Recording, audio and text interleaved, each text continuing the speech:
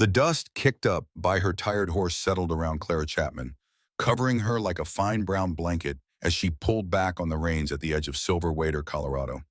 The spring of 1876 didn't just bring wildflowers to the mountains that year. It had also pushed her almost 2,000 miles from her home in Boston, with only a broken heart and a stubborn will to keep her company. Stopping in this town was never part of her plan, but the back wheel on her wagon had a different idea. It had given up the ghost about 5 miles back on that rutted trail, splintering into useless pieces. So leading her horse and carrying what little she could manage, Clara had walked toward the first sign of people she could find. This small frontier town was tucked into a valley that felt both welcoming and completely strange to her city sensibilities. As the afternoon sun stretched long shadows across the ground, Clara walked toward what looked like a livery stable on the edge of town. Her throat was bone dry and her muscles screamed from the long walk. All she wanted were directions to an inn and maybe a little help with her wagon. But what she found made her stop in her tracks and duck behind a worn-out fence post without even thinking. A tall man was standing in the paddock next to the stable, his wide shoulders perfectly framed by the setting sun. His back was turned to her, and one of his hands rested gently on the neck of a beautiful black stallion. At first, Clara couldn't make out his words, but the gentle sound of his voice drifted toward her on the evening breeze. Her curiosity got the better of her, and she crept a little closer, making sure to stay out of sight. "Reckon you are the only soul around here who gets me. Ain't that right, Midnight?" The man's deep voice had a softness to it that did not seem to match his large frame. "Folks in town, they hear the words, but they don't really listen. They just hear what fits their own story." The stallion whinnied softly and nudged the man's shoulder with its nose. I know," the man said, stroking the horse's powerful neck. "I am not exactly an open book myself, but you never pass judgment, do you? You just listen." Just then, Clara's boot hit a loose rock, sending it clattering across the hard-packed dirt. The sound was small, but it was enough to make the man spin around.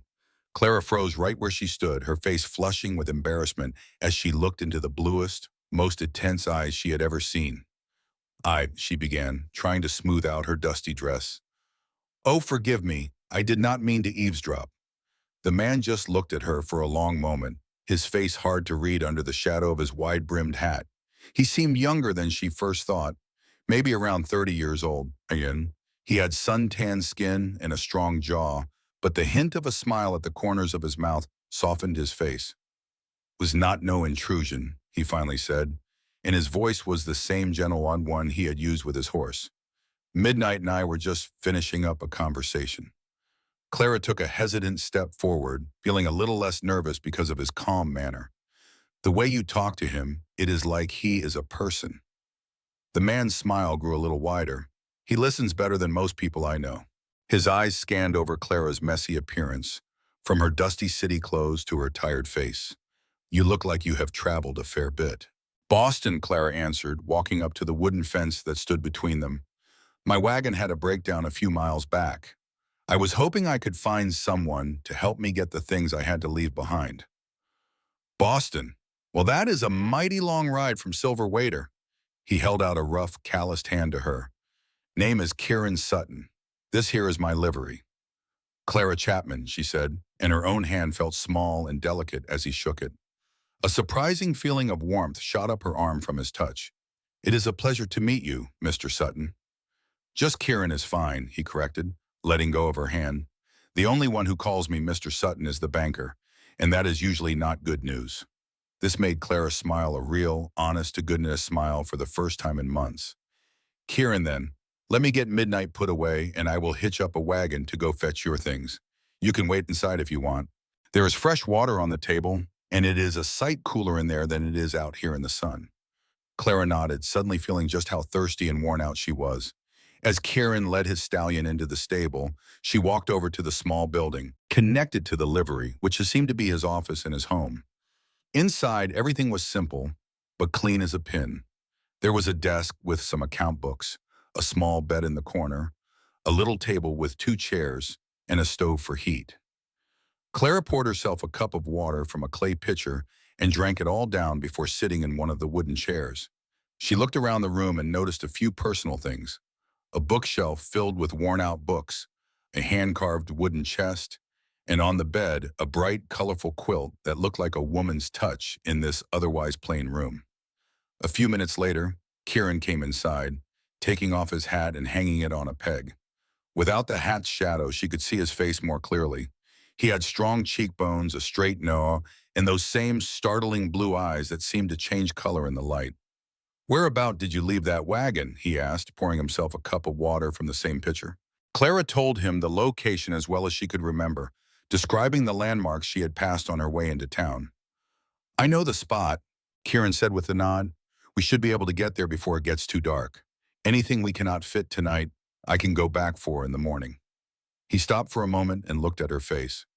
"It is not my business, Miss Chapman, but what brings a lady all the way from Boston out to Silver Waiter? We are not exactly on the main path west." Clara paused, not sure what to tell this kind stranger.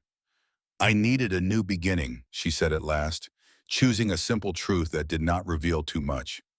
"My father passed away not long ago, and there was nothing left for me back in Boston." "I'm real sorry to hear that," Kieran said, and the pure honesty in his voice almost made her cry. "Thank you, Wayne," Clara said, blinking her eyes quickly to hold back the tears. "Are there any rooms for rent in town? I will need a place to stay while I figure out what to do next." "There is a good boarding house run by a Mrs. Murphy over on Pine Street. The rooms are clean, and her cooking is better than decent. I can show you the way there after we get your belongings." He reached for his hat again. "Ready to go when you are." The trip to get Clara's things took a little longer than they had thought.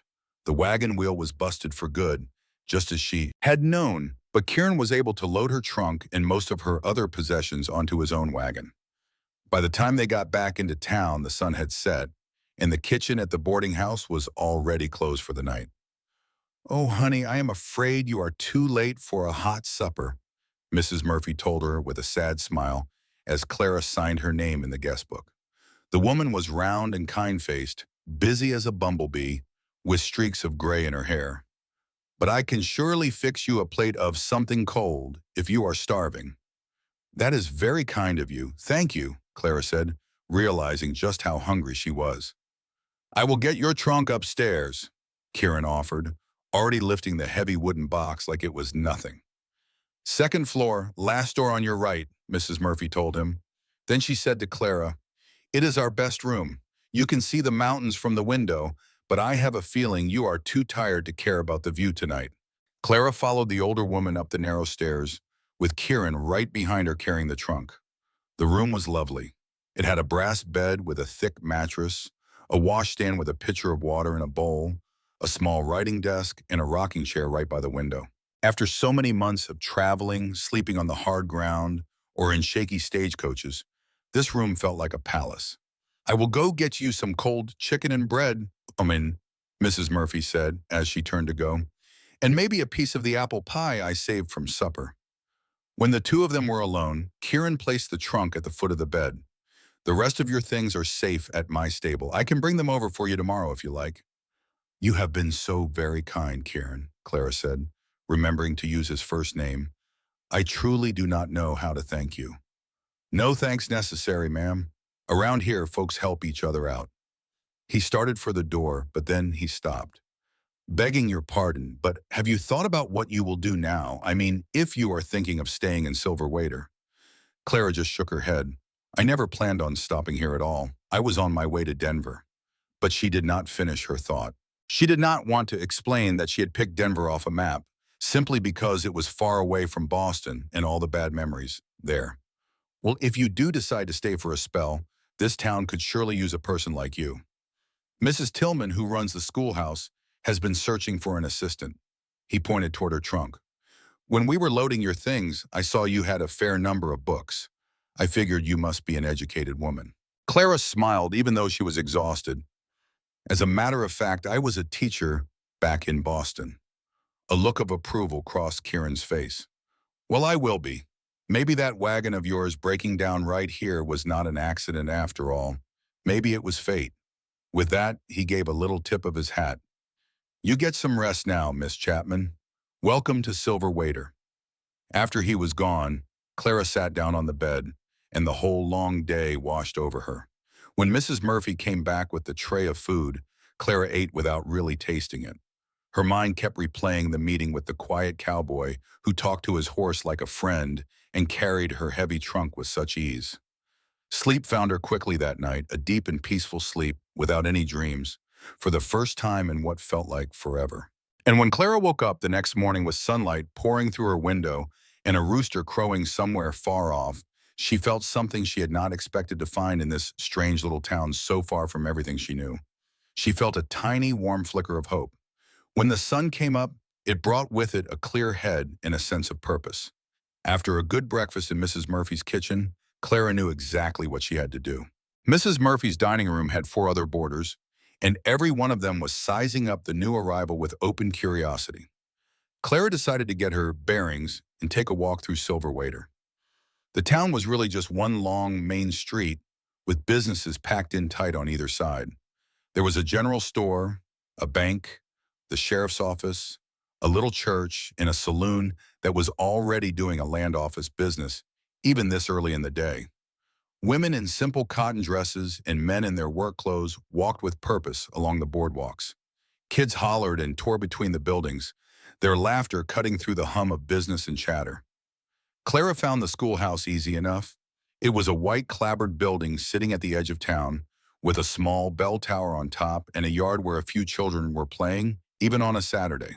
The woman who opened the door was tall and thin, with steely gray hair yanked back in a tight bun and spectacles sitting high on her sharp nose. "Mrs. Tillman," Clara asked. "My name is Clara Chapman. I was told you might need some help with the teaching." The older woman's eyebrows shot up. "Well, I certainly do, but I am mighty curious how you would know that, seeing as you just blew into town." "A man named Kieran Sutton mentioned it," Clara told her. "I only got here yesterday because my wagon had a breakdown on the trail." "Ah, young Sutton." A little bit of the hardness in Mrs. Tillman's face seemed to melt away. "That boy has a habit of pointing lost souls right in where they need to be. Come on in, Miss Chapman. Let's see what you are made of." An hour later, Clara walked out of that schoolhouse with a job as the assistant teacher, set to start that coming Monday. The pay was not much to speak of, but with the little inheritance she had, it was enough to let her stay in Silver Waiter while she figured out what to do next. This town was never her destination, but maybe it could be a safe harbor for a little while. Her next stop was Kieran's livery stable. She needed to get the rest of her things and thank him properly for all his help. She found him inside the corral, working with a young bay mare that was dancing around him like her feet were on fire. "Easy now," he said low and soft to the horse, his voice having that same gentle rhythm Clara remembered. "Nobody's gonna hurt you. You just have to learn to trust a little." Clara leaned against the fence and waited for Kieran to see her. When he finally looked up, a big smile spread across his face, chasing the hard lines away and making him look younger and easier to approach. "Miss Chapman," he called out, tying the mare to a post before heading her way. "How did you find your first night in Silver Waiter?" "It was restful," she said, smiling right back at him. "And I got a lot done. I just came from a talk with Mrs. Tillman. It looks like I am going to be the new assistant teacher starting on Monday." "Well now, that is mighty fine news." He got to the fence and rested his arms on the top rail. "The children around here could use a new way of looking at things. Mrs. Tillman is a fine teacher, but her ways are about as old as these hills. I wanted to thank you again for your kindness yesterday and see about getting the rest of my belongings," Clara said, suddenly noticing how the morning sun made little flecks of gold stand out in his brown hair. "No thanks are needed, but I do appreciate you saying so." The corners of Kieran's eyes crinkled when he smiled. "Your things are locked up safe in the storage room. I can bring them over to the boarding house for you if you want." "That is very kind, but I can manage what I can carry for now. I am in desperate need of a fresh change of clothes." Clara looked down at her own dusty, travel-worn dress. Kieran just nodded, a look of complete understanding in his eyes. "Let me just get this mare settled, and I will help you find what you need." As Clara watched him go back to work with the high-strung horse, she was struck all over again by how gentle he was. His big hands were surprisingly delicate, and his voice stayed low and calming, even when the mare jumped back from his touch. It was something else to see a man with so much raw strength show that much patience and tenderness. She is new, Kieran explained when he walked back over to Clara. A rancher brought her in yesterday, said he could not get a handle on her, that she was too jumpy for ranch work. What is going to become of her? Clara asked while they walked toward the barn. With some time and good care, she will make a real good horse for somebody. Horses are a lot like people. They have their own ways, their own troubles. The real trick is to understand what they are trying to tell you. He gave Clara a quick look. Most folks just do not bother to listen. Inside the stable's storage room, it did not take Clara long to find the things she needed most. A clean dress, some underthings, her hairbrush, and a few other personal things she had missed having. Kieran made himself busy at the far end of the stable, giving her some privacy while she dug through her trunks. I can come back for the rest of this later, or maybe I can hire someone to bring it to the boarding house, Clara said, after she had packed a small bag with what she needed. No need for all that. I would be happy to bring it over whenever you say. Kieran stopped for a second, then said, Truth is, I was wondering if you might let me show you around town tomorrow, after the church service. Since you are new, I figured you might like to know where things are and who is who. The invitation took Clara completely by surprise. That is very thoughtful of you. I would like that very much. Good. Kieran's smile was quick and warm. I will come by the boarding house for you around noon, if that works. As Clara walked back to the room she was renting, bag in hand, she realized she was actually looking forward to the next day. A feeling that had become a stranger to her after so many months of sadness and not knowing what to do. Silver Waiter was not where she had meant to end up, but maybe, just maybe, it was exactly where she was supposed to be.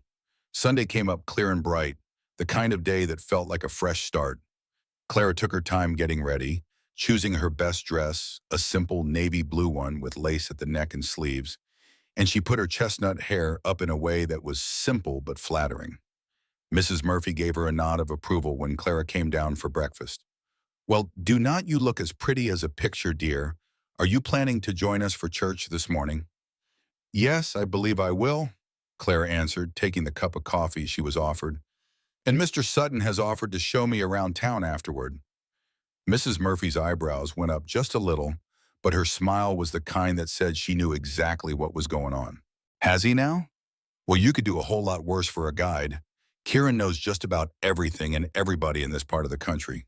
She bustled around the table, pouring more coffee for the other boarders. And he is a sight more decent than most of the other single men around here. The little church was almost full by the time Clara got there, but Mrs. Murphy led her to a spot in a pew near the back. Clara saw Kieran across the aisle. His tall frame was hard to miss. He met her gaze and gave her a nod, with just the hint of a smile on his face. The service itself was plain, but full of heart. The whole congregation sang the hymns loud enough to be heard in the next county, even if they were not always on key. Clara was surprised to find herself moved by the feeling of community that was so strong in that little building. Back in Boston, she went to a huge church with stained glass windows and ceilings so high they made you feel small. But it was all so formal, and everyone kept a polite space between themselves. Here, children wiggled in their parents' laps, neighbors leaned in to whisper to each other, and the preacher knew every single person's name. After the service, out on the church steps, Clara felt like she was being introduced to half the population of the town. The names and faces all started to run together. Mr. Jenkins, the man who owned the general store, Sheriff Hayes and his wife, the town banker, Mr. Prescott, and a dozen others who all welcomed her with a mix of curiosity and real warmth. Quite the welcoming party, Kieran remarked when he finally managed to get to her side. A little bit, Clara confessed, feeling thankful for his familiar face in a sea of strangers. Everyone has been so nice, but I do not think I will ever get all those names straight. They will forgive you, he promised her. Are you ready for that tour? I was thinking we could start with lunch over at the hotel dining room. Their Sunday roast is something you ought to try at least once. The hotel dining room was about as fancy as it gets on the frontier, with actual white tablecloths and real silver forks. Clara felt herself start to unwind as they were led to a quiet corner table, away from the prying eyes of the other folks eating. So tell me about you, Kieran, she said once they had given their order. Have you lived in Silver Waiter your whole life? Born and raised, he answered, his fingers tracing the design on the tablecloth. My pa started the livery. He came out here from Pennsylvania back in '47, with the first folks who settled the area. My ma came to join him a year after that. They were only the third couple to get officially married in silver. Boom. Waiter. And they are not with you anymore?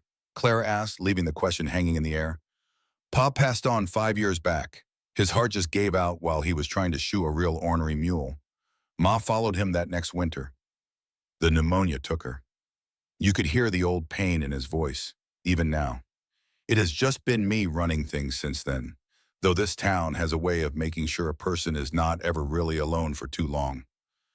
I am so sorry for your loss, Clara said quietly. She knew all too well about the empty place a parent's death leaves behind. Kieran looked right at her, and in that moment, they both knew they understood the same kind of hurt. And you? You told me about your father, but what about your mother? She has been gone since I was 16. Consumption. Clara's fingers tightened around her water glass for a second. My father never really got over losing her. He just buried himself in his work. He was a lawyer, but it was like the light inside him went out after she passed. And now you find yourself way out here, about as far from Boston as a body can get before falling into the Pacific Ocean. Kieran was not judging her, just gently trying to understand. Clara managed a small smile. I needed a change of scenery. After my father died, I learned that his affairs were not at all what I had been led to believe. The house had to be sold just to cover his debts. What little was left over gave me enough to head out somewhere new. And the West seemed full of promise in a way the East just was not. It felt right for a fresh start. Yes, Clara said, looking up just as their plates arrived. There were thick slices of roast beef smothered in gravy, with potatoes and some early spring vegetables on the side. My, this looks wonderful. As they started to eat, Kieran shared stories about the folks in Silver Waiter.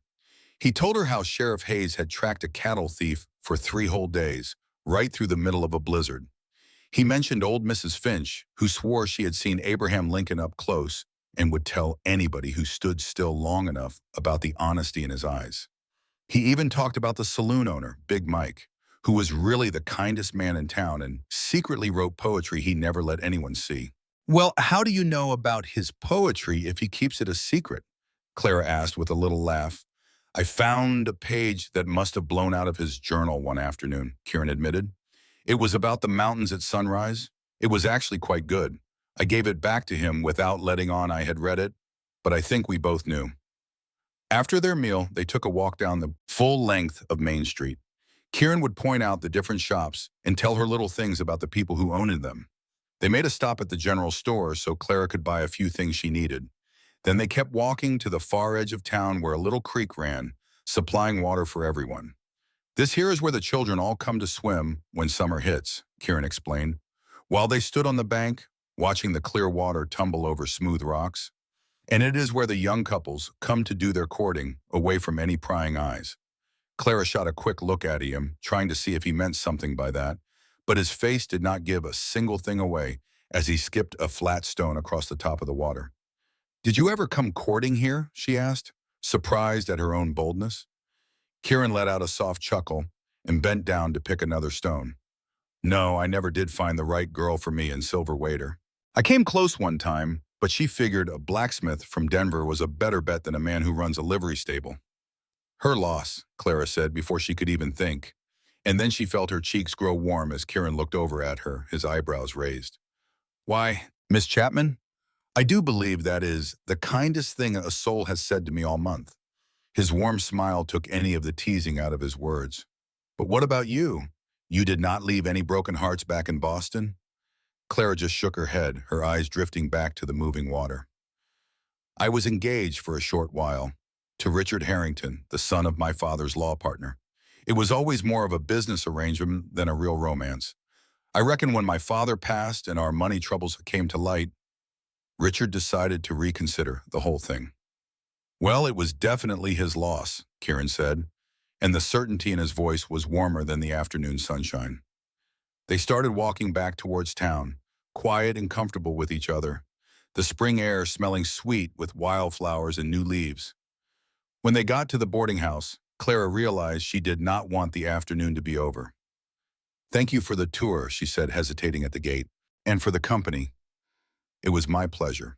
Kieran paused for a moment, then said, "I was thinking I could bring the rest of your things over tomorrow evening, after you are done at the school. Would that work for you?"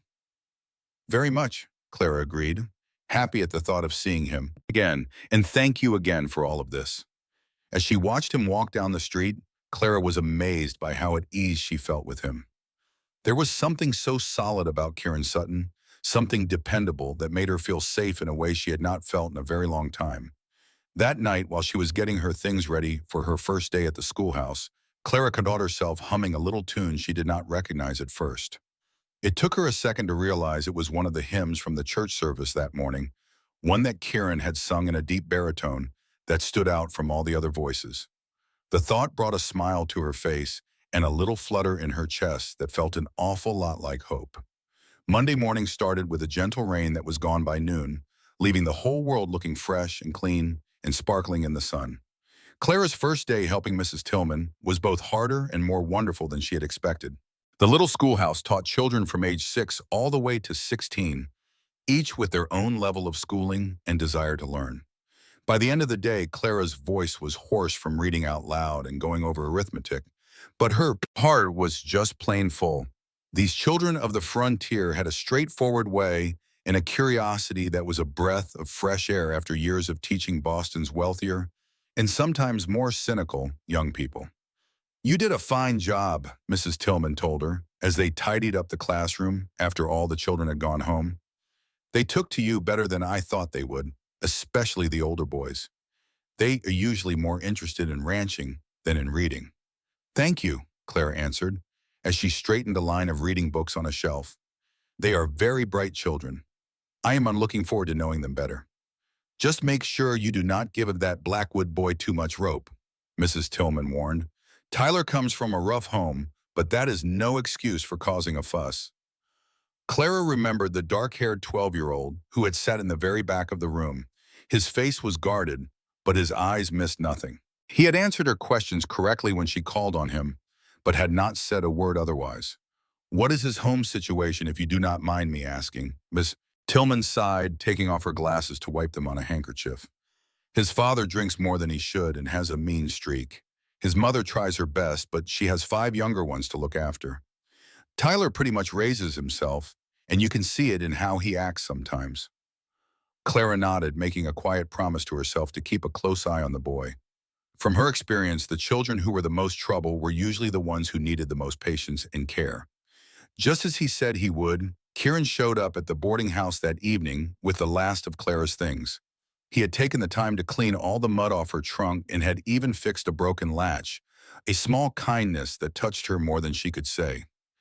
"It was nothing," he said, waving off her thanks. "Just a simple fix." "Not to me, it was not," Clara insisted. "Not many people would have bothered." And they stood there in the little front parlor of the boarding house, with the trunk sitting between them like a big old thing, making the room feel smaller. Mrs. Murphy bustled around them, pretending to straighten things up, but it was clear she was just curious. "How was your first day of teaching?" Kieran asked, holding his hat in his hands. "It was wonderful, actually. The children are hungry to learn, and Mrs. Tillman is not nearly as stern as she seems at first." Clara smiled, and she suddenly realized how much she wanted to tell him all about her day. "There is one boy, Tyler Blackwood, who I think could use a little extra help." A shadow seemed to pass over Kieran's face when he heard the name. "Blackwood's boy. Yes, he has had a rough go of it. He is smart as a whip, though." "You know him?" "I know just about everyone in this town," Kieran reminded her with a faint smile. "But Tyler, yes, he comes around the livery now and then. He has a real knack with horses. I let him help me with the grooming when his father is not around looking for him." "His father does not approve?" "Buck Blackwood does not approve of much of anything that does not come in a whiskey bottle or end in a fight." Kieran's voice was steady, but Clara could feel a strong current of anger just beneath his calm words. "Tyler deserves better." Before Clara could say anything, Mrs. Murphy came back in, this time with a clear purpose. "Miss Chapman, I just pulled a fresh apple cake out of the oven. I was thinking Mr. Sutton might like to stay for a piece." I am sure you both could use something sweet after your long days. The invitation was such an obvious piece of matchmaking that Clara felt her face flush.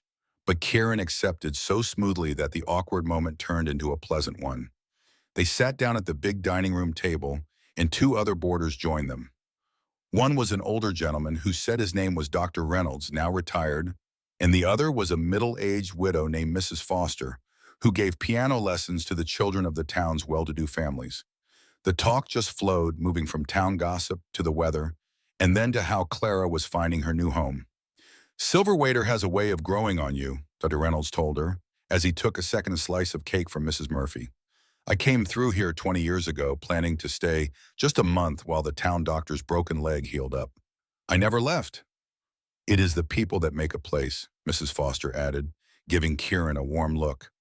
Good neighbors are worth a whole lot more than gold out here. When the evening started to wind down, Kieran walked Clara to the bottom of the staircase that led up to her room. I really enjoyed this evening, he said, his voice low and meant just for her. Maybe we could do this again. How about a ride this Saturday if the weather's nice? I could show you some of the country around Silver Waiter. I would like that very much, Clara replied, fully aware that Mrs. Murphy was watching them from the kitchen doorway with a big, interested smile. Saturday, then. I will come by around 10 o'clock, if that is all right with you. As Clara went up the stairs to her room, she felt a lightness in her step that had been missing for a long, long time. Silver Waiter was starting to feel less like a place to hide and more like a place she could actually call home. The week flew by in a flurry of new things. Every day at the school brought its own set of trials and little victories. Clara found herself feeling a special connection to Tyler Blackwood, whose sharp mind and quiet nature reminded her of some of her favorite students back in Boston. By Friday, he had started to open up to her encouragement, offering answers in class and even staying behind to help wipe the chalkboards clean. It was an excuse, she figured, to put off going home for just a little while longer.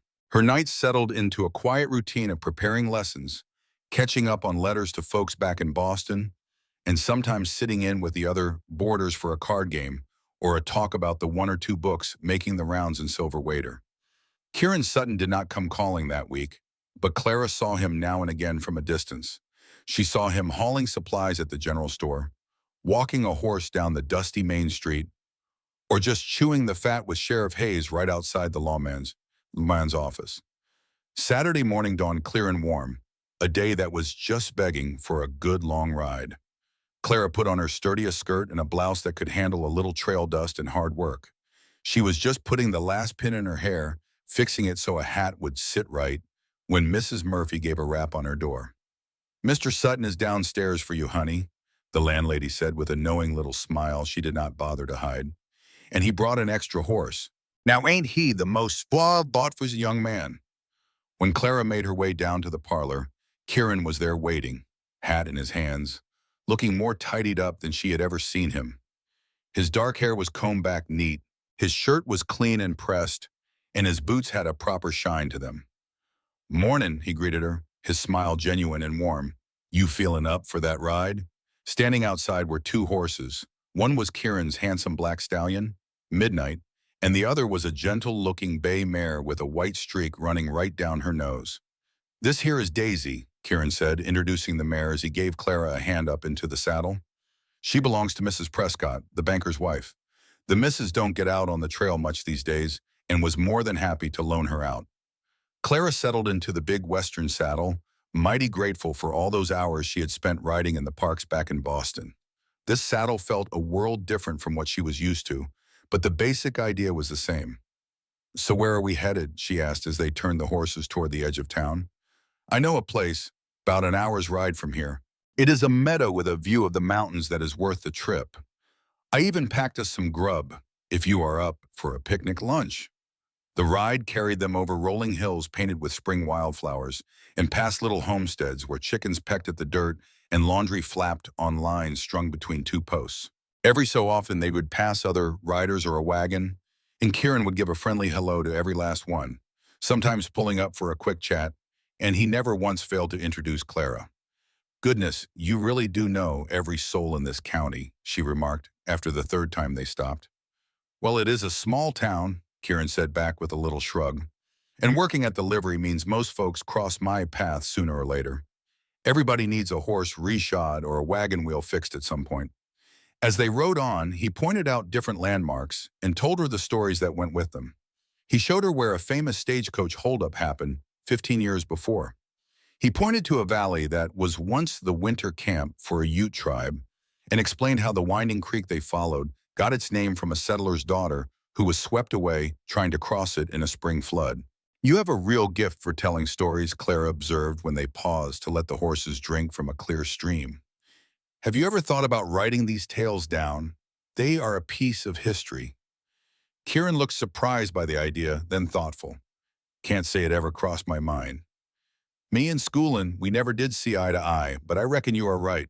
Somebody ought to get these stories on paper before they are forgotten altogether. I could help with that, Clara offered without a second thought. You could tell the stories and I could be the one to write them out. It would be a real shame to let them just disappear. The way Kieran looked at her then was hard to figure.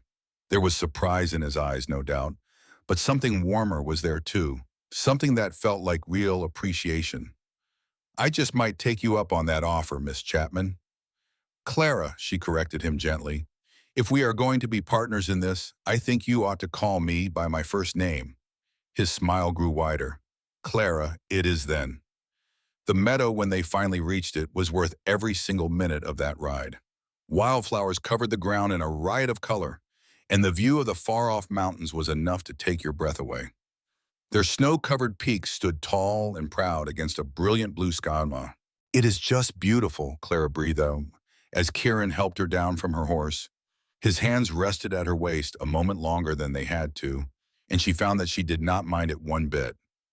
They spread a blanket out under a single pine tree at the edge of the meadow and unpacked the lunch Kieran had brought along. There was cold chicken, bread, some cheese, apples, and a big jar of lemonade that Mrs. Murphy had insisted they bring on their trip. So, Kieran said, once they were settled on the blanket, you have been in Silver Waiter a week now. What is the verdict? You think you might stick around for a while?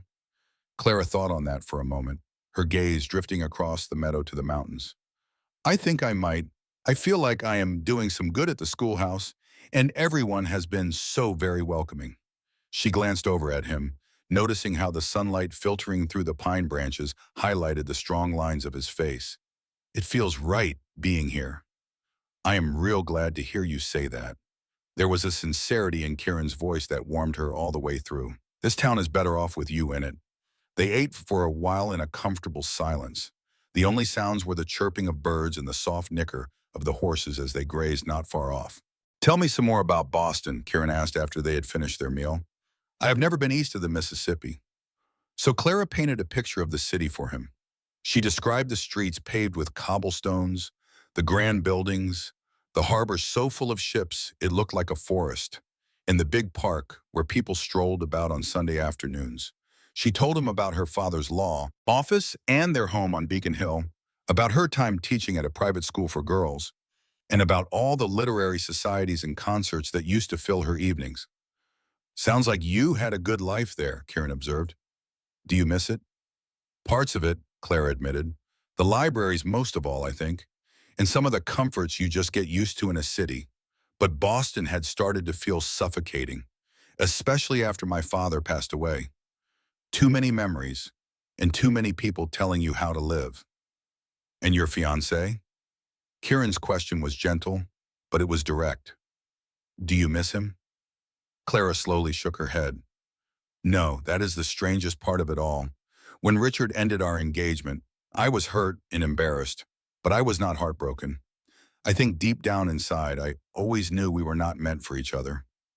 How so? We wanted different things out of life. Clara picked a wildflower and twirled the stem between her fingers. Richard saw marriage as a business deal, a way to combine two families and their money. He wanted a wife who could entertain his clients and raise his children just the way Boston society expected. What did you want, Kieran prompted when her voice trailed off. Clara met his gaze, and she was struck by the honest interest she saw in his eyes. A partnership, someone to share all of life's joys and its burdens, side by side. Someone who would see me as a person, not just as a suitable wife. Something flickered in Kieran's eyes. Maybe it was recognition, or maybe just understanding. That does not sound like too much to ask for. In Boston, for a woman in my position, it was everything, Clara said with a wry smile. When Richard called things off, some of my friends said I should be grateful he had shown his true self before the wedding instead of after. They were right, of course, though it sure did not feel like a blessing at the time. And now? Kieran's question hung in the air between them, heavy with unspoken meaning. Now I think they were wiser than I knew, Clara said softly. Sometimes one ending just makes room for a much better beginning. The moment stretched out of between them, full of possibility, until Kieran cleared his throat and started gathering up their picnic things. We should probably start heading back if we want to get to town before it gets dark, he said, his voice just a little rough around the edges. The ride back to town was filled with lighter conversation. Clara shared some funny stories from her first week of teaching, and Kieran told her all about a new colt that had been born at the livery just a few days before. By the time they reached the edge of Silver Wader, the sun was hanging low in the sky, casting long shadows all across the land. Thank you for today, Clara said as they neared the boarding house. It was just wonderful to see more of the countryside. The pleasure was all mine. Kieran swung down from midnight and came over to help her down from Daisy. As Clara's boots touched the ground, she found she was standing very close to him. His hands were still at her waist, and hers were resting lightly on his shoulders for balance. For one breathless moment, she was sure he was about to kiss her. His eyes darkened and he leaned forward just a fraction. But then Mrs. Murphy appeared on the front porch of the boarding house, and the moment was gone. I should see to the horses, Kieran said, taking a step back. But I will call on you again soon if I may. I would like that, Clara replied, feeling a swirl of both disappointment and excitement inside her. Very much so. As she watched him lead the horses away, Clara finally admitted to herself what she had been hesitant to face all week. She was developing feelings for Kieran Sutton that ran deeper than simple friendship or gratitude. Whether those feelings were wise or foolish, time would have to tell, but they were undeniably real. The weeks that followed settled into a comfortable pattern that felt more and more like a real life instead of a temporary stay. Clara's days were busy with teaching, and her connection with the students grew as she learned each of their strengths and struggles. Young Tyler Blackwood continued to open up under her special attention, blossoming in a way that both pleased her and gave her cause for concern. One Tuesday after school, she brought the matter up with Kieran as they walked from the schoolhouse to the livery, where he had invited her to see the new colt. I worry about him, she confessed. Mrs. Tillman says his situation at home is a difficult one, and I have noticed bruises on his arms on 2 different occasions now. Kieran's jaw tightened so you could see the muscle work. Buck Blackwood has a heavy hand, especially after he's had a few drinks. Sheriff Hayes has had words with him more than once, but it never changes a thing. It just feels like there should be more we can do. In a place like Boston, they have societies to stop cruelty to children. Kieran reminded her gently, well, this is not Boston. Out here, how a man handles his own family is pretty much his own business, unless he goes and kills somebody. It is not right, but that is just how it is. That does not mean we have to stand for it, Clara insisted.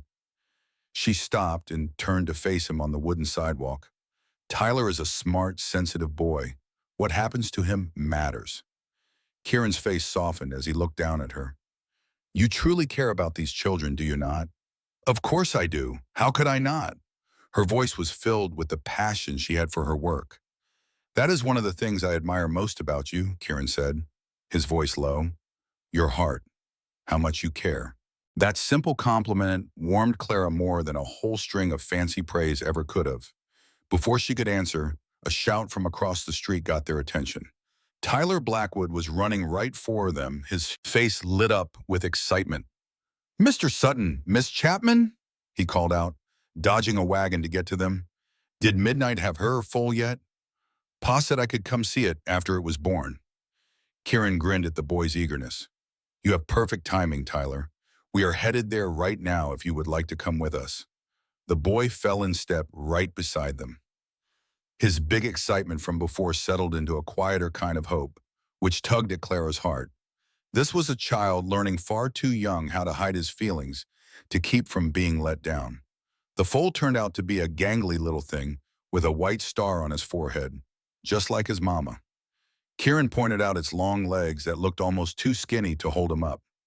Tyler walked toward the stall slowly, his eyes wide with wonder as Kieran explained to him how to move slow and talk soft around a newborn foal. "Can I touch him?" the boy asked, his voice just a whisper. "Only if his mama says it is okay," Kieran replied. He watched carefully as Tyler reached a hand out to the mare and her colt. "Let her get your scent first, so she knows you are a friend." The mare nickered soft and low, then nudged Tyler's hand with her nose. The boy's face broke into a smile so real and bright that Clara felt tears sting her eyes. "She remembers me," Tyler whispered, stroking the mare's neck. "I helped groom her last month." "Horses have a long memory for kindness," Kieran told him, guiding the boy's hand to gently touch the colt's side. "This little fella does not have a name yet. Do you have any ideas?" Tyler's brow wrinkled up as he thought hard. Star, for the mark on his head, or maybe Thunder, because he is going to be fast someday. Both of those are good names. Kieran glanced over at Clara. "What do you think, Miss Chapman?" Clara stepped closer to the stall, studying the colt, who looked back at her with big brown eyes. "What about Spirit? He looks like he has a strong one." "Spirit," Tyler said again, trying the name out. "I like that. It sounds brave." "Spirit it is then," Kieran decided, ruffling the boy's dark hair. "And you can help me train him when he is old enough, if you want." The offer made Tyler stand up a little taller. With pride, you could see in his posture. "Really? You would let me help? You have a way with horses," Kieran said. "Seriously, that is not something you can teach. It is a gift." Clara watched them, her heart swelling with emotion. Kieran's kindness to the boy said everything about the kind of man he was, proving what she had already started to believe was under that cowboy exterior. When it was time for Tyler to go home, Kieran walked him to the livery door with a hand on his shoulder, talking too quietly for Clara to hear. The boy nodded seriously, then ran off down the street with one last wave to Clara. "What did you tell him?" she asked when Kieran came back to her side. "I told him that if things ever got bad at home, worse than usual, he could come to the livery, day or night." Kieran's face was grim. "It is not much, but it is something."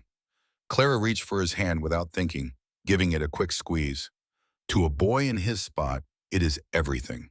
Thank you for being someone he can trust." Kieran's fingers wrapped around hers before she could pull away, holding her hand in a gentle grip.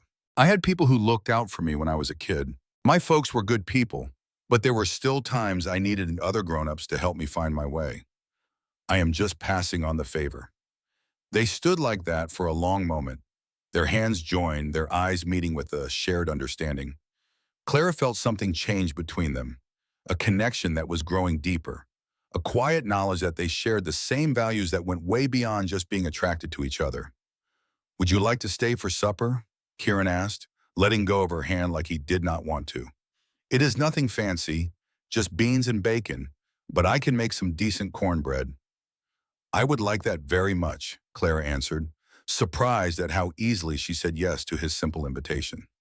Kieran's living space behind the livery office was plain but cozy, just like she remembered from the quick look she got on her first day in Silver Waiter. He moved around the small kitchen like he knew just what he was doing, getting the stove going and putting a pot of beans on to warm up while he mixed cornbread batter in a clay bowl. "Can I help?" Clara offered, feeling a little awkward just standing there while he worked. "You could set the table," Kieran suggested, nodding his head toward a little shelf where the plates and bowls were stacked up neat as a pin. "And there's a pot of coffee on if you'd like a cup." As they moved around each other in that cozy little space, Clara was surprised by how right it all felt. How easy. It was nothing like the stiff, formal way things were with Richard back in Boston, where servants did everything and conversations were all about social graces instead of real talk. "You look like you know your way around a kitchen," she said, watching Kieran slide a pan of cornbread into the oven. "Well, it was a matter of necessity," he answered with a shrug. "After my ma passed, it was either learn to cook or starve. I chose cooking, though I had some mighty memorable failures along the way." "Like what?" Clara prompted, smiling at the funny look on his face. "Let's just say the town dogs ate real well for a few weeks, right up until I learned the difference between a pinch and a whole handful of salt." Kieran chuckled, lost in the memory. "Pa was patient, bless his heart." He ate whatever I set down in front of him, even when you could barely tell what it was supposed to be. The supper, when it was finally ready, turned out to be a whole lot better than Kieran's humble telling of it suggested. The beans had a deep, rich flavor, the cornbread was baked just right, and the company somehow made it all taste even better. They talked so easily while they ate, sharing stories and thoughts with a kind of freedom Clara found so refreshing after the buttoned-up way people talked in Boston. "Can I ask you something?" Clara said as they were finishing up, the light outside just starting to fade to twilight. "Anything. That first day, when I heard you talking to your horse, Midnight, you said something about folks in town not listening. What did you mean by that?"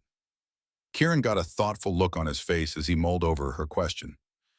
"I suppose I meant that most people hear what they expect to hear, or what they want to hear. They get an idea in their head about who you are based on what you do for a living or where you came from, and everything you say gets filtered through that. And a horse doesn't do that?" Kieran smiled and the corners of his eyes crinkled up.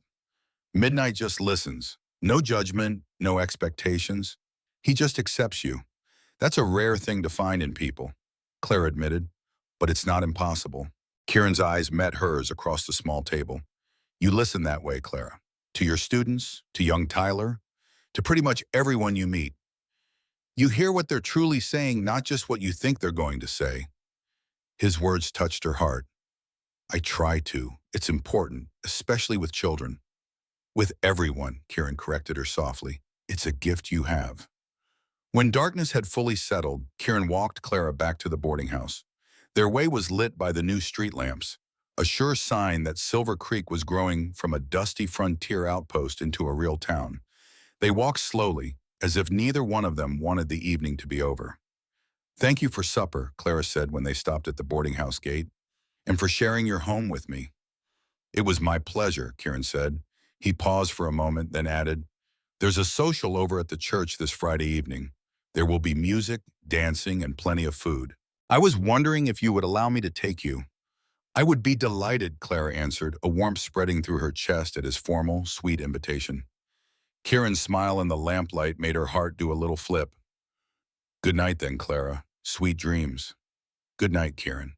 As Clara got ready for bed that night, she caught herself humming again, a tune from one of the hymns they'd sung at church, and then it hit her, a quiet realization that settled over her like a warm blanket. She was happy, genuinely deeply happy. Silver Creek, a town she had never even meant to come to, was starting to feel like home.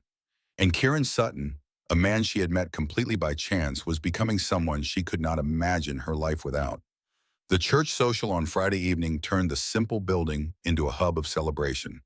Lanterns dangled from tree branches out in the yard, tables overflowed with food brought by every family there, and a small band of musicians was tuning up their fiddles and guitars for the dancing to come.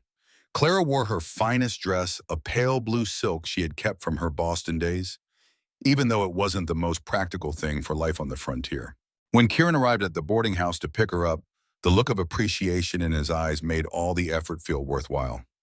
"You look beautiful," he said simply, offering her his arm to walk her to the church. "Thank you. You are looking quite handsome yourself." And he was, in a crisp, clean shirt and a vest, with his usually wild hair combed down and his boots polished to a high shine. The evening turned out to be even more wonderful than Clara had hoped. She met more of the townspeople, tried all sorts of dishes that were new and interesting to her Eastern tastes, and was welcomed into conversations as if she had been a part of their community forever. When the musicians struck up a tune, Kieran led her to the open space that was serving as their dance floor. "May I have this dance, Miss Chapman?" "You certainly may, Mr. Sutton," she replied with a little curtsy that made him grin. Kieran, it turned out, was a fantastic dancer. He guided her through the lively reels and the smooth waltzes with a sure and easy skill. During one of the faster songs, Clara spotted Mrs. Tillman watching them from the side, a rare, soft smile on her usually stern face.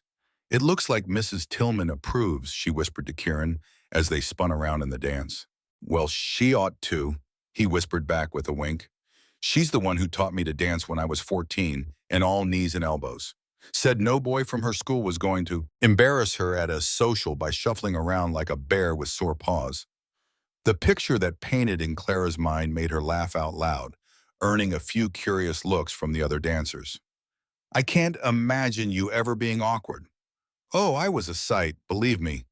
I shot up 6 inches in one summer and could never quite figure out where my own arms and legs were. Kieran spun her in a perfect turn that made his story hard to believe. Mrs. Tillman's patience was tested something fierce. As the night went on, Clara noticed Tyler Blackwood standing all by himself near the food tables, just watching the dancers with a longing look on his face. She gave Kieran a little nudge and nodded toward the boy. Poor Tyler. He looks like he wants to join in, but he's too shy. Kieran followed her gaze and his expression softened. You wait here a minute. Clara watched him walk over to the boy and leaned down to say something to him quietly. At first, Tyler seemed hesitant, but as Kieran kept talking, his interest grew. Finally, the boy gave a small nod, and Kieran led him over to where some other children were starting a simple folk dance that you didn't need a partner for. What did you say to him? Clara asked when Kieran came back to her side. That dancing is a skill worth having, just like riding or roping, and that Mrs. Tillman would be mighty impressed if he learned, since she values a complete education. Kieran's smile was a little mischievous. I also mentioned that girls usually take a shine to boys who know how to dance. A clever strategy, Clara said with a smile, watching as Tyler nervously joined the circle of children. You appealed to his practical side and his budding interest in girls. I just remember being his age, Kieran said with a shrug. Those are about the only two arguments that would have ever worked on me. As the evening started to wind down, some of the older couples began heading home, while the younger folks gathered around the musicians to call out their favorite songs. Kieran led Clara away from the noise, toward a quiet spot in the churchyard where an old wooden bench sat under a massive oak tree. It's getting a little too loud in there for a conversation, he explained as they sat down. It's been a truly wonderful evening, Clara said, smoothing out her skirts. Thank you so much for bringing me. Thank you for coming. There was a seriousness in Kieran's voice that made her pay close attention. Clara, there's something I've been wanting to say to you. Her heart started beating a little faster at his tone. Yes? These past few weeks, getting to know you, they have been the best weeks I can remember in a very long time. Kieran took a deep breath, his eyes meeting hers in the soft glow of the lanterns spilling out from the church windows. I find myself thinking about you when you are not around. I find myself looking forward to the next time I will see you. I have not felt this way about anyone before. Clara felt like she couldn't breathe. Kieran. I know it is sudden, he rushed on. You have only been in Silver Creek for a short while, and I am not asking you for any kind of promise. I needed you to know how I feel, that I care for you very deeply. The honesty in his voice went straight to Clara's heart. I care for you too, she confessed in a soft voice. More than I ever expected to so quickly. A look of pure relief and joy washed over Kieran's face. May I court you properly then, with your permission? The formal question, so old-fashioned and full of respect, made a smile touch her lips. Yes, Kieran, I would like that very much. His hand found hers on the bench between them, his fingers lacing with hers in a gentle squeeze. There is something else you ought to know, he said, his voice turning serious again. I have been offered a business opportunity, a chance to really expand the livery stable, to build it into something much bigger. A partner has offered to invest some capital. That sounds wonderful, Clara said, but she could tell there was more to it. It will mean more work, longer hours for a spell, and some travel. I will have to go to Denver and maybe even further to look at good horses, to make connections. His thumb drew little circles on the back of her hand as he talked. I wanted you to understand what you would be agreeing to. I will not be able to call on you as often as I would like, at least not for a while. Clara was deeply touched by how considerate he was being. I understand. Building something worthwhile takes time and a lot of effort. I admire your ambition, Kieran. It is not ambition just for the sake of it, he said, his eyes holding hers. It is about building something that will last, something that can support a future. The meaning of his words hung in the quiet air between them, full of hope and promise. Was not spoken, but it was clear as day. A future that might just have her in it. I believe in your vision, Clara said simply, and I am not going anywhere. You could see the tension leave Kieran's shoulders. I was hoping you would say that. Later, as they walked back to the boarding house under a sky full of stars, Clara felt a sense of rightness, like pieces were finally falling into place in a picture she had not even known she was trying to make. When they got to the gate, Kieran turned to face her, his look both tender and determined. Clara, he started, but then he seemed to run out of words. Instead, he leaned in slowly, giving her plenty of time to step back if she wanted to. Clara stood perfectly still, her heart hammering in her chest as his lips met hers in a soft, questioning kiss. It was short, but it was filled with emotion, feeling more like a promise than a demand. When he pulled away, the look in his eyes made Clara's breath catch in her throat. "Good night, Clara," he whispered.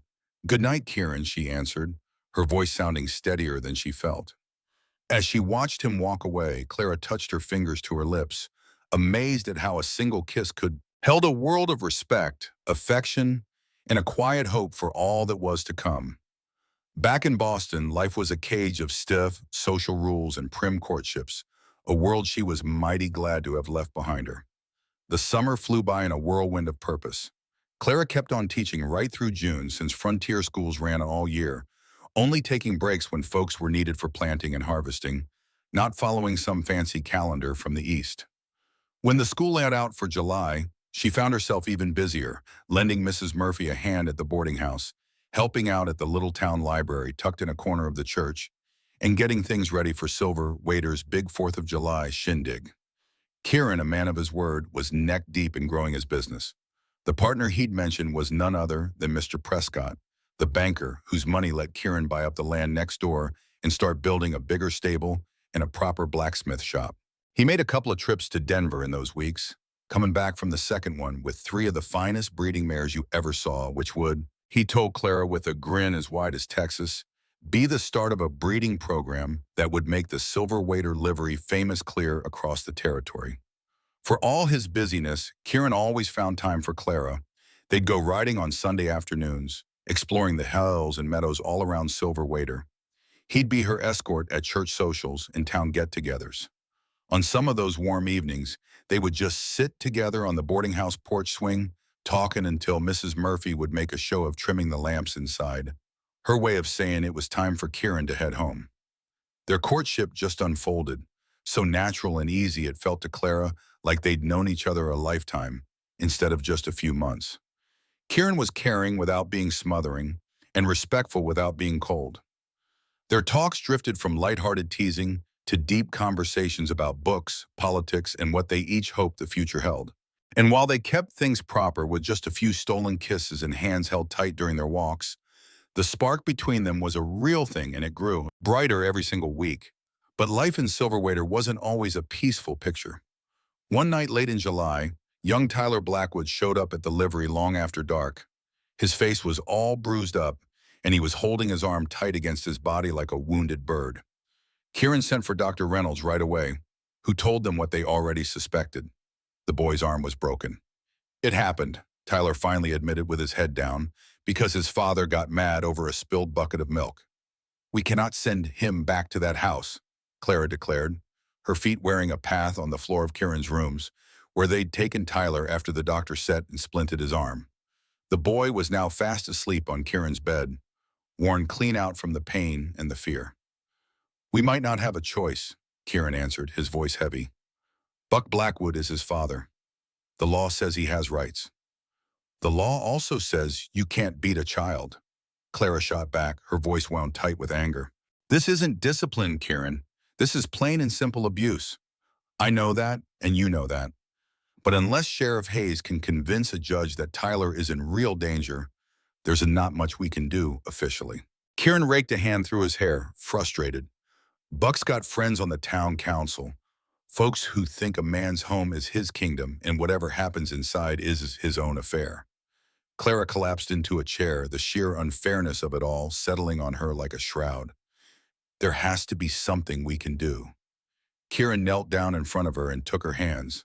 "We'll do what we can. Tyler can stay here for the night, and tomorrow I'll have a talk with Sheriff Hayes. For now, we can make sure Tyler knows he's got a safe place to run to when things get bad at home. It's not a solution, but it's something." Clara leaned into him, resting her forehead against his. You are a good man, Kieran Sutton. He wrapped his arms around her, pulling her close. I'm trying my best to be. For you, for Tyler, for this whole town. The next morning, things took a turn nobody saw coming. Sheriff Hayes showed up at the livery before Kieran even had a chance to go find him, and his face was grim. Buck Blackwood was found dead this morning, he said, straight to the point. Looks like he fell from his horse on his way home from the saloon last night. Broke his neck. His wife found him when she went out looking for him around dawn. The news hit Kieran and Clara like a physical blow. They had been in the stable, helping Tyler feed the horses, favoring his mending arm. Tyler? Kieran called out, his voice soft. Sheriff Hayes needs a word with you. The boy walked over slowly, his face looking pale under his sun-browned skin. Am I in trouble, sir? No, son, Hayes said gently, taking off his hat. But I'm afraid I've got some hard news for you. Your father, he had an accident last night. He didn't make it. Tyler just stood there, completely still, his face giving nothing away. He's dead? He finally asked, his voice barely a whisper. Yes, son, I'm sorry. Clara watched the boy, worried about how he was taking it all, but there was no grief on his face. Instead, she saw a jumble of feelings that finally settled into something that looked an awful lot like quiet relief. What's going to happen to my ma and the little ones? Tyler asked, his first thought for his family, not for himself. That's part of why I'm here, Hayes said, with a glance toward Kieran. Your mother asked if you could maybe stay here a few days while she gets things sorted. She's got her hands full with the younger children. Of course he can stay, Kieran said without a moment's hesitation, for as long as he needs. What kind of arrangements had Tyler pushed, showing a good deal more sense than his years? Hayes let out a long breath and put his hat back on his head. Your father left behind some debts, Tyler. Your mother might have to sell the homestead. But don't you worry about that right now. There are good people in this town who will see your family through this. After the sheriff was gone, Kieran told Tyler to go check on the new foal, which gave him and Clara a moment to talk in private. This changes his whole world, she said softly. For good or for ill, his father's death is going to set him on a new path. For good, I reckon, Kieran replied. Buck Blackwood was a hard man who brought his family more pain than help. Tyler deserves a shot at a better life. His mother will need help, Clara said, already thinking of what she could do for the widow and her children. The little ones are all under 10, if I remember right. The town will pull together for them, Kieran promised her. That's one thing about Silver Waiter. Folks here take care of their own, even when things are complicated. The weeks that followed showed just how right Kieran was. A group of women from the church, led by Mrs. Murphy with Clara right alongside her, got together to help Mrs. Blackwood and her children. Debts were quietly paid off. The homestead was sold for a fair price to a new family looking to start a farm, and a small house in town was found for the Blackwoods. Tyler kept spending most of his time at the livery, and his natural way with horses, guided by Kieran, was turning into a real skill. August came and school started back up, bringing a routine that Clara was glad to have. Her bond with Kieran kept growing deeper, their connection stronger with every day that went by. By September, it was plain for everyone in Silver Waiter to see that Kieran Sutton was courting Clara Chapman with serious intentions. It was a match that sat well with the townsfolk who had grown to respect and care for the teacher from back east. One crisp evening in October, as they walked by the same creek where they had walked on her first day in Silver Waiter, Kieran led Clara to a little clearing under a grove of aspen trees, their leaves like gold-lit coins in the evening sun. I've got something to show you, he said, guiding her toward a wooden stake hammered into the earth right in the middle of the clearing. Clara looked at him, her eyes full of questions. What is it? The future, I hope, Kieran said, looking both nervous and full of hope. This land, I bought it, 5 acres, with water rights from the creek, the perfect spot for a house. Clara's breath caught in her throat as she understood what he was trying to say. A house for us, that is, if you'll have me. Kieran took both of her hands, his gaze steady and true. Clara Chapman, I love you. I think I've loved you since that very first day when you caught me talking to my horse like she was a person. You brought a light into my life that I never knew was missing. Will you marry me? Will you build a life with me, right here in Silver Waiter? Tears started to fill Clara's eyes, but they were happy tears. Yes, she whispered. her voice sure and steady, even as emotion washed over her. Yes. Kieran, I will marry you. I love you too. A brilliant smile lit up his face as he pulled her into his arms, kissing her with a deep tenderness that promised a lifetime of devotion. When they finally broke apart, both of them a little breathless, Kieran reached into his pocket and pulled out a small velvet box. This belonged to my mother, he said, opening it to show a simple gold ring with a small, sparkling diamond. I had it sized for you in Denver last month. I sure hope you like it. It's perfect, Clara breathed as he gently slid it onto her finger. The ring felt like it belonged there, as if it had been waiting for her all along. Their engagement became the talk of Silver Waiter, and everyone celebrated with real joy. They planned a December wedding at the church where they'd share their first dance. Mrs. Murphy insisted on hosting the party at her boarding house, saying it was only right, since she'd known from day one that they were meant for each other. Work on their new house started right away, with half the men in town volunteering to help the builders. Clara found herself right in the middle of it all, helping to design the home where they would start their future together, to build a life together. They were planning a home that would fit them not just as a couple, but for the family they dreamed of. One November evening, with blueprints spread all over his little table, Kieran pointed to the plans. 4 bedrooms, he suggested, for all the kids were hoping for. Clara just beamed at the thought, picturing little ones with her dark hair and Kieran's bright blue eyes. Yes, 4 sounds just right. And a library, please, she added, with shelves that go all the way to the ceiling. Anything you want, he promised, his hand finding hers across the table. This is our dream, Clara, yours and mine. But as the wedding got closer, a letter showed up from Boston. It was from Richard Harrington, the man she used to be engaged to. Seeing his handwriting on that envelope sent a cold chill right through her. All the hurt from their breakup tried to crowd out the happiness she felt now. Her hands trembled a bit as she opened it. Richard wrote that he was sorry for how things ended. He claimed the pressure from his family and their money problems had forced his hand. He'd heard from some old friends that she was out in Colorado and was wondering if she might think about coming back to Boston. He hinted that things were better for him now, and he was ready to pick up where they left off. Clara read that letter 2 times, then let out a long sigh and set it down. There was a time when an offer like that would have felt like winning the lottery. It meant getting her status back, returning to the only world she had ever known. But now it just sounded like a ghost story from a life that wasn't hers anymore. That night, she showed the letter to Kieran. She didn't want any secrets between them. Are you tempted? He asked. His voice was steady, but she could see the worry plain as day in his eyes. Boston is your home. It's a comfortable life. Boston was my home, Clara said, shaking her head. She took the letter from his hands and tossed it right into the stove. They watched it curl up and turn to black ash in the fire. Silverton is my home now. You are my home. Kieran, nothing Richard could ever offer me would be better than what I have right here with you. The look of pure relief and love that washed over his face chased away any last little doubt she might have had. Kieran pulled her into a hug, holding on to her like she was the most precious thing on earth.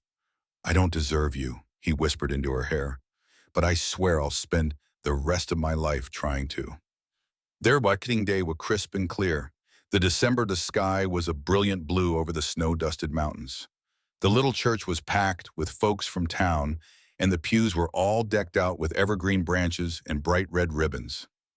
Mrs. Tillman was at the organ, playing softly as Clara walked down the aisle, holding on to Dr. Reynolds' arm. The old doctor had offered to give her away since her own father wasn't there. Kieran was waiting at the altar, a look of complete wonder and love on his face as she came toward him. She wore a dress of ivory silk, a piece of her old Boston life that she was giving a brand new start. Tyler Blackwood stood beside Kieran as his best man. The boy had shot up recently, and in his new suit he looked older than his 12 years. The ceremony was simple, but it was full of meaning. They said their vows in clear, strong voices without a hint of doubt. When the minister finally said, I now pronounce you husband and wife, the whole church started clapping. Kieran leaned down and kissed his bride, sealing their promise in front of God and the whole community. The party back at the boarding house was a sight to see, with music and dancing that went on late into the night. As the celebration kept going strong, Clara and Kieran quietly slipped out. They rode in a borrowed buggy to their new house, which was sitting right at the edge of town. Welcome home, Mrs. Sutton, Kieran said. He lifted Clara right out of the buggy and carried her over the threshold of their house. Their home. Inside, the rooms were mostly empty, but they were filled with promise. Someone had started a fire in the fireplace, and its warm glow danced across the freshly polished wood floors. Kieran had already brought her trunk over, and her books were already sitting on the shelves of the small library he had made sure to build for her. It's perfect, Clara whispered, just taking in the home where they would build their life. Not quite, Kieran answered, setting her down gently on her feet. But it will be. All good things just need a little time and a lot of love. That night, with the moonlight streaming through their bedroom curtains, Claire and Kieran started their life together. Their love was a mix of passion and true tenderness. It was a deep connection, knowing this was not just about two people coming together for a night, but two souls promising to be there for each other for a lifetime. Spring came early to Silverton in 1877, and it brought new life all around. The Sutton house fell into a comfortable routine. Clara kept on teaching, and Kieran's livery business was growing. Their home turned into a place where friends would gather and folks in need could find a helping hand. Tyler Blackwood was there a lot. He'd often stay for supper and sometimes sleep over when his mom needed help with his little brothers and sisters. By summertime, Clara had some news of her own to share. A baby was on the way, due to arrive around the first winter snow. Kieran's reaction was everything she had hoped for. The pure joy and wonder in his eyes made her fall in love with him all over again. A baby, he said in amazement, his hand resting gently on her belly, which was still flat. Our baby. The first of many, I hope, Clara replied, placing her hand right on top of his. As many as you want, Kieran promised, pulling her in for a hug. Though I think I'd be happy with just one, as long as he or she has your eyes, your heart, and your gentle spirit. Clara added, and your way with horse. They both laughed, dreaming about the little one they would soon welcome into their family. As Clara's pregnancy went on, the whole town seemed to share in their excitement. Mrs. Murphy got the ladies together for a quilting bee to make a blanket for the baby. Mrs. Tillman offered to handle Clara's teaching duties when the time came. Even Sheriff Hayes got involved, making a small wooden cradle by hand. He brought it over himself, looking a little embarrassed and mumbling something about having some time on his hands last winter. The Blackwood family was also starting to do better. Mrs. Blackwood took on sewing jobs, and Tyler worked part-time at the livery to help his family out. The boy had a real knack for horses, and under Kieran's teaching, he truly thrived. By the time he turned 13, Kieran was already talking seriously about making Tyler his apprentice when he got old enough. He has a gift, Kieran told Clara one evening. They were sitting on their front porch, watching the sunset paint the mountains gold and purple. It would be a real shame to let it go to waste. You've given him more than just skills, Clara said. Her hand was resting on her round belly where their own child was growing. You've given him a future he might never have had. Kieran just shook his head, always so modest. He earned his own chances. I just gave him a place to figure out how strong he really is. December brought a whole lot of snow, and it also brought the arrival of James Kieran Sutton. The labor was long and it tested Clara's strength, but it ended with a healthy, strong baby boy. He had his father's blue eyes and a full head of dark hair that looked like it would be just as wild as his mother's. The look of pure awe on Kieran's face as he held his son for the first time was a memory Clara knew she would hold on to for the rest of her life. He's perfect, he whispered, with tears shining in his eyes. Just like his mother. The years that came after were full of both happiness and hard work. The livery business did very well, earning a reputation all across the Colorado Territory for its quality horses and honest service. Kieran's breeding program was a big success. The first colts he raised from his special stock sold for high prices to buyers from as far off as San Francisco. Clara went back to teaching part-time once James turned a year old. She would bring him along to the schoolhouse, where he quickly became a favorite with the older students. When Sarah Catherine Sutton arrived in 1879, Clara cut back on her teaching even more. She focused on her growing family, but stayed involved with the school by tutoring and helping plan lessons. Tyler Blackwood officially became Kieran's apprentice on his 16th birthday. He moved into a small room above the livery stable and started taking on more and more of the daily work. With Kieran as his guide, he grew into a fine horseman and a man the whole community looked up to. The hard times of his childhood started to fade away as he found his purpose and a place to belong. Silverton itself grew and changed. The railroad finally came through in 1880, bringing in new money and new people. The little frontier post turned into a real town with a proper hotel, a bank made of brick instead of wood, and streets that were finely graded and kept up. And through all of that change, the Sutton family was right there in the heart of it all, their home always a place of warmth and welcome. On a beautiful spring day in 1882, Clara sat on the porch swing of their home. She watched as Kieran taught 5-year-old James how to ride his very first pony, while little 3-year-old Sarah clapped her hands and fussed for her turn. Seeing her husband's patience with their son and hearing his gentle words of encouragement as the boy carefully led the pony around the yard filled her heart up with a deep and quiet happiness. Later, after the children were tucked into bed with stories and kisses, Clara met Kieran in the stable where he was checking on a mare that was due to foal any day now. She found him talking softly to the horse, his hands stroking her neck in a calm rhythm. "You are doing just fine, girl," he murmured. "Everything is going just like it should. Not much longer now." Clara smiled, leaning against the stall door. "Still talking to horses like they are people, I see." Kieran turned, his whole face lighting up when he saw her, just like it had from the very beginning. "Old habits," he said with a grin. "Besides, she listens better than most folks do." "I remember." Clara moved to his side, slipping her arm around his waist. "That was the first thing I ever heard you say, the day I came to Silver Waiter. It made quite an impression on me." "Did it now?" Kieran raised an eyebrow, pulling her in closer. "And here I thought it was my handsome face and charming personality that won you over."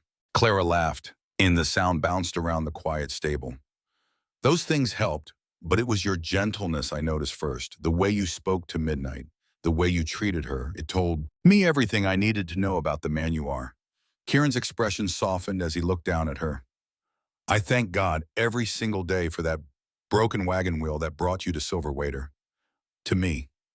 "Me too," Claire replied, stretching up to give him a soft kiss.